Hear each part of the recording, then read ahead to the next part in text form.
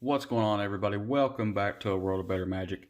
Guys, today we're going to take a little bit of a break from cracking open some packs to doing a deck tech video on one of my favorite legendary creatures from Commander Legends, Yurlok of Scorch Thrash. Before we do though, guys, do me a favor, like, comment, subscribe to the channel if you haven't. It really helps us out. And if you happen to see any singles or any product you're planning on picking up, check out our TCG Player affiliate link. You're going to get all your singles and you're helping support the channel even more.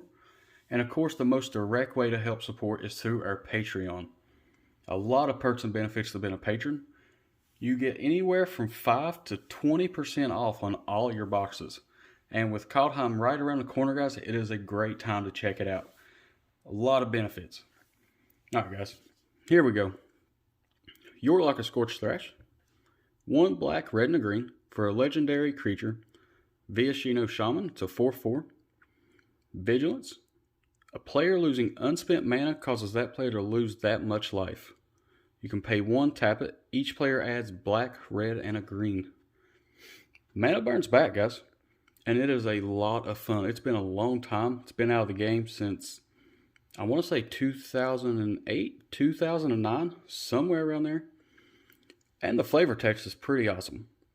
The gifts of Jund never come without a price. So you're going to get all this mana. We're going to give it to you. But you're going to pay the price and you're going to burn for it.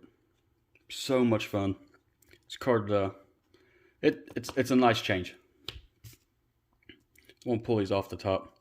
So there's a few cards. This is what I currently have. There's plenty of cards you can add to this. I'll name a few of them off at the end of the video. But this is what I'm currently using. You got a Bloodstained Mire. Fetch land. Prismatic Vista. You got a Fabled Passage. Mana Confluence. Overgrown Tomb. Stomping Ground. Blood Crypt. Savage Lands. Cinder Glade. A Reliquary Tower. You don't want to have to discard if you don't have to. There's some card draw in here, guys, and you just never want to have to discard. Bojuka Bog. For all the graveyard hate. And a Crawling Barrens, guys. This card is actually kind of underrated in my opinion. It's a mana sink, and you're going to get a big creature out of it. You don't want to have to take any kind of burn if you don't have anything to use. And this is just a simple way to avoid that. Use 4. Put 2 +1/+1 counters on Crawling Barrens, then you may have it become a 0/0 elemental creature until the end of the turn and it's still a land. Sees a lot of play actually in Arena right now. And our basic lands, just burn through these really quick. Burn you like that. Got 5 swamps, 9 forest, and 7 mountains. That's our mana base, guys. We're going to get into a little bit of ramp. Lotus Cobra. Landfall. Whenever a creature enters the battlefield under your control, add 1 mana of any color. You got a Gruul Signet. Rakdos Signet. Golgari Signet. Arcane Signet.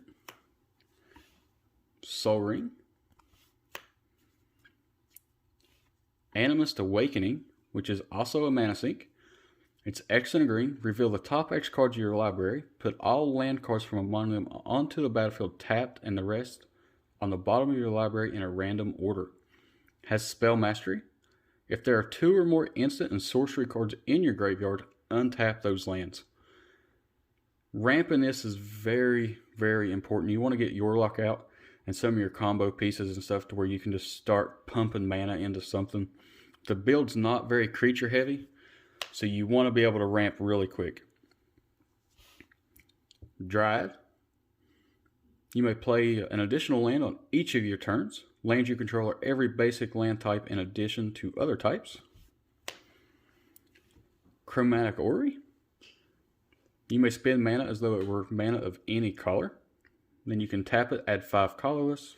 You can pay 5 tap it, draw a card for each color among permanents you control. Skyshroud Claim.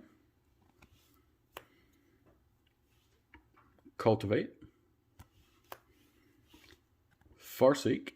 It's important to be able to fetch the stuff you're looking for, guys. Harrow. This is just an all-around great card for this build. Wasn't really sure where to put it in here as far as labeling it. I mean, it's got ramp. It's got a little burn to it. It's got some graveyard hate. It's just a great card for this type of build. It's an indestructible 4/5. It's 1 red and a green. And as long as your devotion 2 red and green is less than 7, it's not a creature, so it limits the way to remove it for a little while. Great card. And here we go. This is kind of sharing is caring, guys.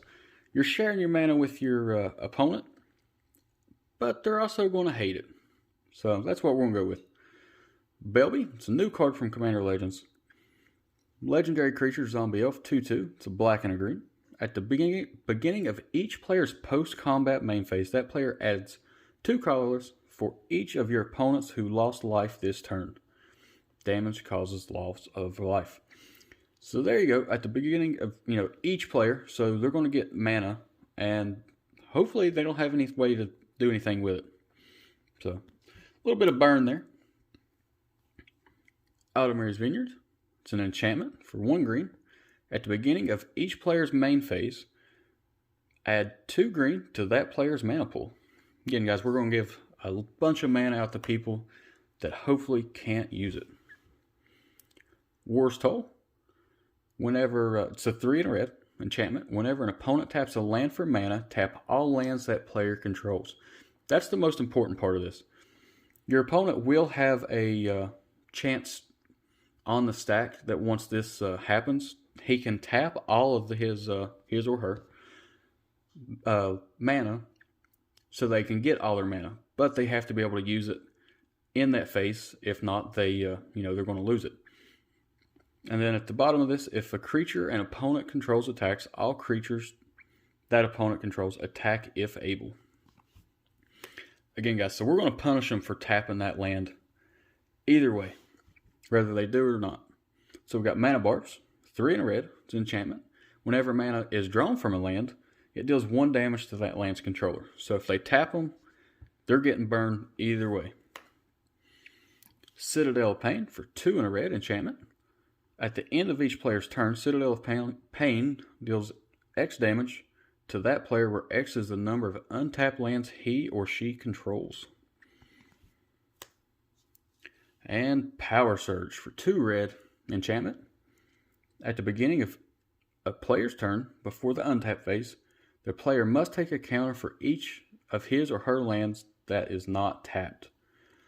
During the player's upkeep, Power Surge deals 1 damage to that player for each counter. The counters are then discarded. So again, guys, regardless if they tap them or not, they're going to take burn from somewhere. And then even if they do tap them, if they can't use all of it, they're going to get burned from Yurlok. Sulfuric Vortex for a 1 and 2 red enchantment. At the beginning of each player's upkeep, Sulfuric Vortex deals 2 damage to that player. That's really not the reason it's in here. It's good to have some extra burn. But the main reason I put this in here was for the life gain. If a player would gain life, that player gains no life instead. A buddy of mine was playing some lifelink build, and I just kept burning him, but he was gaining so much life at one point that it was just aggravating. So this was a quick fix for that. And here is a big staple in the build. We have 2 of them here, actually. Pull them both up. City of Solitude for 2 and a green enchantment. Each player may play spells and abilities only during his or her turn. So we're going to give them all this mana, and then they have to take the burn because they can't do anything with it. Unless, of course, they already have a mana sink of their own on board. They can use that. But this will hopefully prevent anything crazy from happening, as well as Dosan, the Falling Leaf, for 1 and 2 green. It's a legendary creature 2/2. Players can play spells only during their own turns. So there you go, guys. Some of our mana doublers, or triplers if you will. Nyxbloom Ancient. Big enchantment creature. Trample. If you tap a permanent for mana, it produces 3 times as much of that mana instead. There was one game, guys, I was tapping. I had Nyxbloom out, Yurlok, and a doubler. I think I was tapping Yurlok for somewhere like 15 mana. And then I also had a Staff of Domination out, and I was just doing it over and over and over. A lot of fun, guys. Leyline of Abundance. If Leyline of Abundance is in the opening hand, you may begin the game with it on the battlefield. Whenever you tap a creature for mana, add an additional green. So Yurlok is going to be tapping for 4. For 6 and 2 green, you can put a +1/+1 counter on each creature you control. Zhur-Tai Ancient, 3, red and a green, creature beast with 7/5. Whenever a player taps a land for mana, that player adds 1 mana to his or her mana pool of any type that land produces. Again, guys, we're just looking at doubling all of our mana as much as we can to sink it into something. Mana Flare. Another enchantment for 2 and a red. Whenever either player taps land for mana, it produces 1 extra mana of the appropriate type. And, of course, a doubling cube. It didn't even cross my mind for a while playing this. And I had one in another build, and I figured this was the perfect time to take it out and just move it over to this. You can get so much mana out, double it, and then throw this in a Helix Pinnacle, a Goblin Cannon, something, and just take over. It's a great card to have in the build. You can, it's 2, artifact. You can pay 3, tap it, double the amount of each type of mana in your mana pool. Great card, guys. Gauntlet of Power for 5, artifact. As Gauntlet of Power comes into play, choose a color. Creatures of the chosen color get +1/+1. Whenever a basic land is tapped for mana of the chosen color, its controller adds 1 mana of that color to his or her mana pool. Still doubling everything, guys. We're going to keep it going with Dictate of Karametra for 3 and 2 green. Enchantment. Has flash. Whenever a player taps a land for mana, that player adds 1 mana to his or her mana pool of any type that land produced. And Seedborn Muse. Another great card, and especially in a build like this. You have 3, 2 green. That's a creature, 2/4.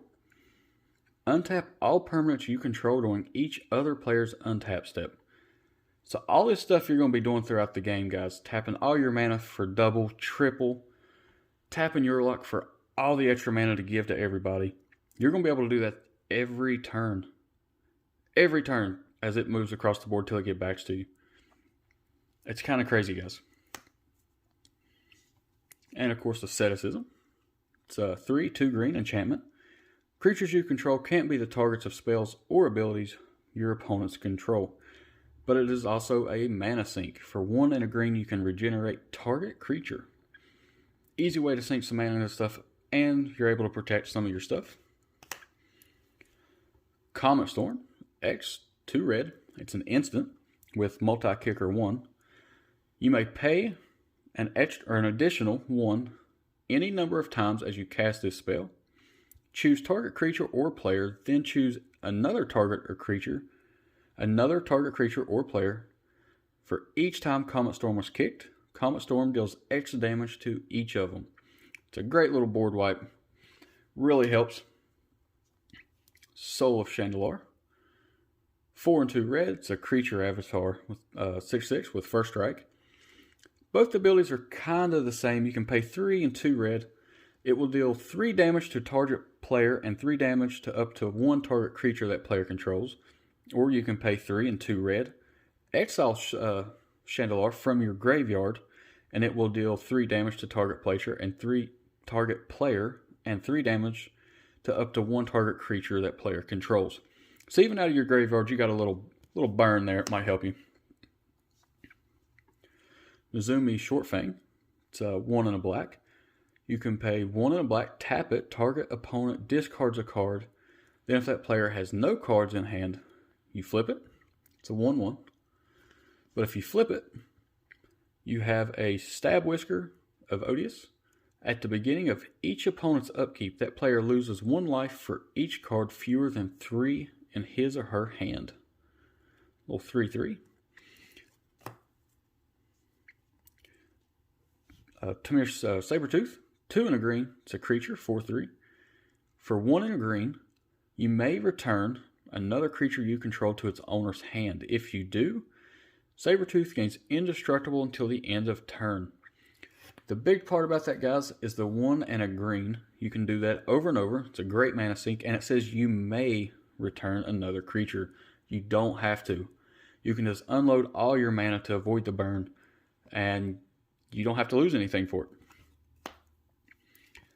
Cavalier of Flame for 2 and 3 red. It's a creature, 6/5 with 1 and a red. Creatures you control get +1/+0 and gain haste until the end of turn. Again, guys, you can just pump all your mana into the creatures, pump them up, and you won't have to burn. So whenever Cavalier Flame does enter the battlefield, discard any number of cards, then draw that many cards. So you got a little card advantage. And whenever it dies, it deals X damage to each opponent and each planeswalker they control, where X is the number of land cards in your graveyard. Torment of Hellfire. It's a sorcery with X and 2 black, another mana sink. That's where we're at, guys. Repeat the following process X times. Each opponent loses 3 life unless that player sacrifices a non-land permanent or discards a card. You can sink a ton of mana in this, guys, and destroy a lot of stuff. Great card in this build. Exsanguinate. X and 2 black. Each opponent loses X life. You gain life equal to the life lost this way. There's not a whole lot of life gain in this type of build, and you might take a lot of burn. And this can really save you. You have this. You play this with a doubling cube and stuff out where you already have a ton of mana, and that can really change the game, guys. Another great card in this build. One of my favorites to pump some mana into. Goblin Cannon for 4. It's an artifact. For 2, Goblin Cannon deals 1 damage to target creature or player, period. That's important. Sacrifice Goblin Cannon. So you can pump 2 into this every time and just keep building this up and then sacrifice Goblin Cannon. It's not just going to do 1 damage. So pump all your mana into it that you have, and you can pretty much take somebody out of the game with this really quick. Walking Ballista for 2X. It's an artifact creature, 0/0. Walking Ballista enters the battlefield with X +1/+1 counters on it. For 4, put a +1 counter on Walking Ballista. Remove a +1/+1 counter from Walking Ballista. It deals 1 damage to any target. So you got a mana sink, and you can remove them at any time and burn somebody. It's a pretty great build, something like this, guys. Card, I'm sorry. Let me, just in case there's somebody new watching this, the double X casting cost, you basically divide it. So if you put 10 into this, it's going to be a 5/5. You put 12 into it, it's a 6/6. Easiest way I can really explain it, just so you're aware. Sensei's Divining Top, 4/1 artifact, great card in this build. You can pay 1, look at the top 3 cards of your library, then put them back in any order. You can tap it, draw a card, then put Sensei's Divining Top on top of its owner's library. A great mana sink because you can pay 1, so you can literally use all your mana, and you won't have to worry about even taking one point of damage from mana burn. And card draw. This is a great card. Diabolic Revelation. It's X, 3, and 2 black. It's a high casting cost, but it shouldn't be an issue in this type of build. It's a sorcery. Search your library for up to X cards and put those cards into your hand, then shuffle your library. This is huge. This will let you search and tutor for all of the staples, your combo pieces in your build that you need, and put them into your hand. You should have plenty of mana to get everything out onto the battlefield. Helix Pinnacle for 1 green. It's an enchantment. It has Shroud. You can pay X, put X target counter or tower counters on Helix Pinnacle. At the beginning of your upkeep, if there are 100 or more tower counters on Helix Pinnacle, you win the game. This is something I never thought I would actually use until I made this. It is crazy how fast you can actually get 100 counters on this thing. It's a easy win con. Planar Bridge for 6. It's a legendary artifact. Costs 8. You can tap it. Search your library for a permanent card, put it onto the battlefield, then shuffle your library. It's not exactly a mana sink because you have to pay exactly the 8 and tap it. But for 8, and like I said, you usually have plenty of mana to do this with. And you get a permanent onto the battlefield. Easy way to set up some of your combo stuff. Staff of Domination, a staple in this build. For 3, it's an artifact. You can pay 1, untap Staff of Domination. Pay 2 and tap it. You gain 1 life. You can pay 3, tap, untap target creature. You can pay 4, tap it, tap target creature. 5, tap it, and draw a card. So the important part about this, guys, is the fact that you can tap and untap your target creatures and itself. So with Yurlok on the battlefield, you have this on the battlefield, you have any kind of doubler out, you're going to go infinite with Yurlok. It is a great combo piece. You have card draw if you need it, and it's a great piece. And of course our Umbral Mantle for 3, another great staple in this. Equipped creature has 3, pay 3. You can untap this creature. Gets +2/+2 until the end of turn. Equip is 0. So you can put this on Yurlok and untap it, guys. Over and over again. Continuing to burn your opponents. And just to add to that, this is for each player. So you're taking out all 3 of your opponents, however many people you have left, all in one thing. It's a great mana burn combo here. Sword of Perunes for 4. It's an artifact equipment. As long as equipped creature is tapped, tap creatures you control get +2/+0. As long as equipped creature is untapped, untapped creatures you control get +0/+2. But the important part, for 3, you may tap or untap equipped creature, and the equip cost is 3. So once again, guys, it's all about untapping Yurlok and tapping him again so you can burn your opponents. Some card advantage. We got Painful Truth for 2 and a black. It's a sorcery with Converge.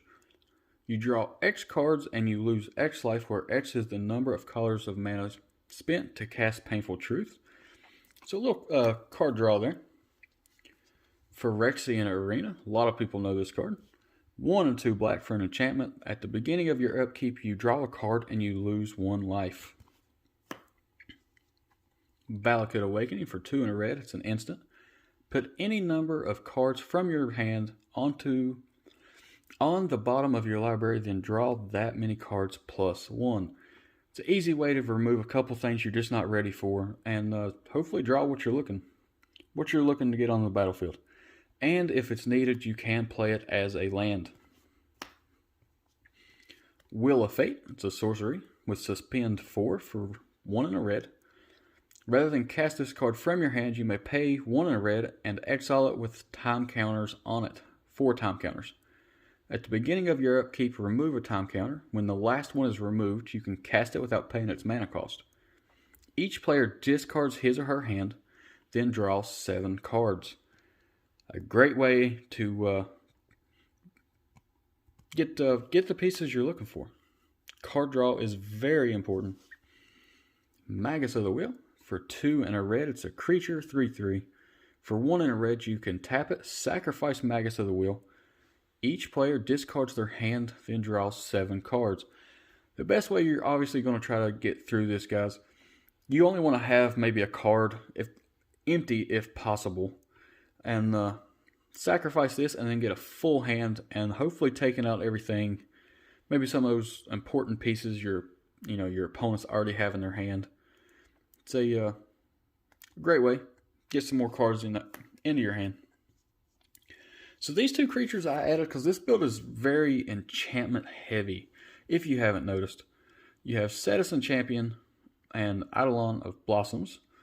So Citizen is a 2 and a green creature, 1/3, with Constellation. Whenever an enchantment enters the battlefield under your control, you put a +1/+1 counter on Citizen Champion and draw a card. Again, it's very enchantment heavy, so it's a great way to get some card draw. Eidolon of Blossoms for 2 and 2 green. It's an enchantment creature, 2/2, with Constellation as well. Whenever Eidolon of Blossoms or another enchantment enters the battlefield under your control, you draw a card. Again, card advantage is a must. Now we got a little protection. You have Vines of Vastwood for 1 green. It's an instant with Kicker of 1 green. Target creatures can't be the target of spells or abilities your opponents control this turn. If Vines of Vastwood was kicked, that creature gets +4/+4 until the end of turn. It's just an easy way to save Yurlok or whatever you have that needs protection. Lightning Grease for 2. It's an artifact equipment. Equipped creature has Haste and Shroud for 0. It can't be the target of spells or abilities. Blasphemous Act for 8 and a red. It's a sorcery. This spell costs 1 less to cast for each creature on the battlefield. Blasphemous Act deals 13 damage to each creature. Again, we're not very creature heavy, and this could be a great board wipe. Toxic Deluge, 2 and a black. It's a sorcery. As an additional cost to cast this spell, pay X life. All creatures get -X/-X until the end of turn. You're going to lose a little bit of life, but it's a great way if you're about to get overrun to clean up the board a little bit.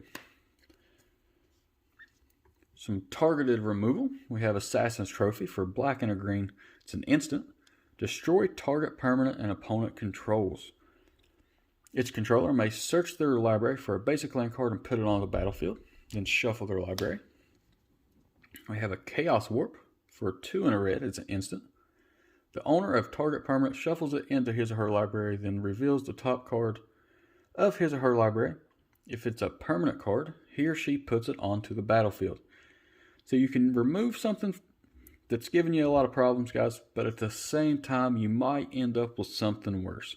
Kind of makes it a little exciting, but yeah, red doesn't have a whole lot of removal or counter spells, that kind of stuff. But we're going to get into that in just a second. Beast Within for 2 and a green. It's an instant. Destroy target permanent. Its controller creates a 3/3 green beast creature token. Again, great target removal. They do get a 3/3 out of it, but usually that is the least of your worries if you're having to use that. Red Elemental Blast for 1 red. To interrupt. Counter target blue spell or destroy target blue permanent. So I gotta say, this isn't really something I would suggest running in every build. It really depends on your play group. There's some play groups and people just don't play blue. They don't like blue. So if you're not going up against one of your buddies or however you're playing, especially with everything that's going on right now, your play groups are different than normal. So you're going up against your buddy you've been playing against that doesn't play blue. There's really no point in having this in there. So just open for options on this. The same with Pyroblast. Same thing. It is a red counter target spell if it is blue, or destroy target permanent if it is blue. Again, your play groups. If you can get by with running this or if it's just a wasted card space. Our last two pieces. We have Sundial of the Infinite for 2. It's an artifact. For 1, you can tap it and end the turn. Activate this ability only during your turn. If you're going infinite with Yurlok, you're tapping him, untapping him, giving mana to everybody. You don't want anybody to be able to play something at the end. to take all that away, maybe direct it back to you, whatever's going to happen. So for 1, and you can tap it, you can just end the turn. That's going to let all your mana go through to them, and they're all going to burn for it. Great card. This one, Glorious End, it's 2 and a red. It's an instant. End the turn. But it does have a little bit of a stipulation added to it. At the beginning of your next end step, you lose the game. So I almost didn't run this. The reason is you kind of have to time it just right. You pretty much have to be going infinite to take everybody out, whatever the situation is.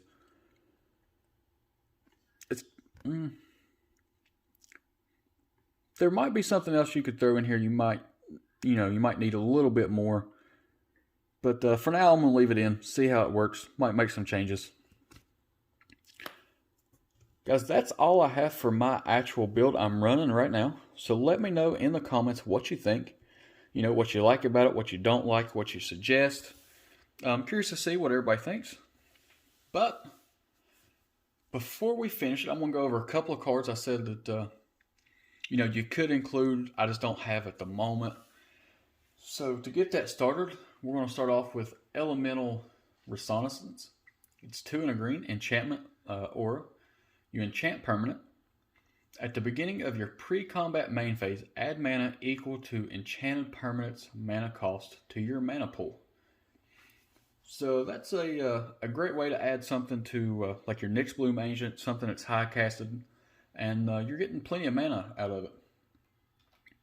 You have Magus of the Vineyard for 1 green. It's a 1/1 creature.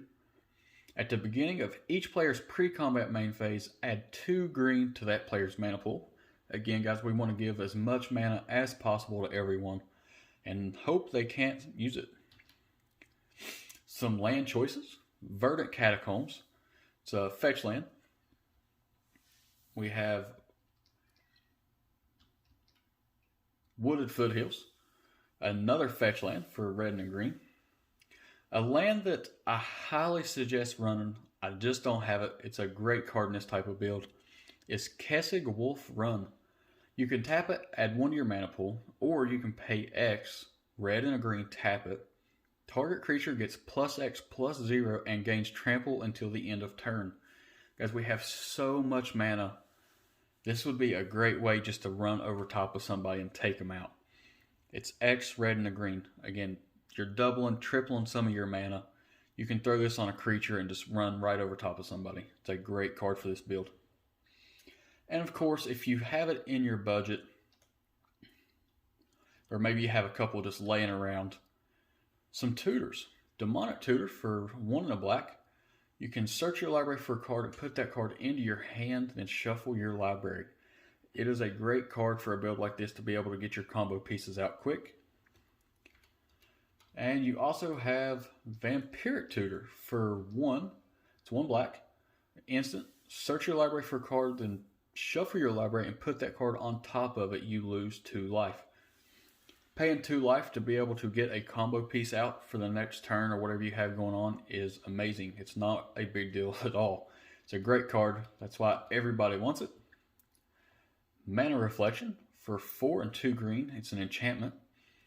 If you tap a permanent for mana, it produces twice as much mana instead. Again, more doubling mana. It's a great way to keep going what you're doing. Heroic Intervention for 1 and a green. It's an instant. Just got to reprint an M21. Permanents you control gain hexproof and indestructible until the end of turn. Another great card for this build. You want to be able to protect Yurlok. And our last card that I'm going to go over is Tybalt's Trickery from Kaldheim. Hasn't actually got released yet, but for 1 and a red, it is the first actual counter target spell red has. It's not like Red Elemental Blast that it has to be blue or anything like that. It's just a straight counter target spell. But like the title, it has some trickery to it. You can choose 1, 2, or 3 at random. Its controller mills that many cards. Then exile cards from the top of your library until they exile a non-land card with a different name than that spell. They may cast that card without paying its mana cost. Then they put the exiled cards on the bottom of their library in a random order. So you're going to counter a target spell, you're going to mill some stuff, and then they're going to exile stuff from the top of their library. Now you might be getting rid of something amazing with the counter spell, but then again, they might be putting something on the battlefield that you're not ready for. So it's a little bit risky, but it is nice that red has a counter spell.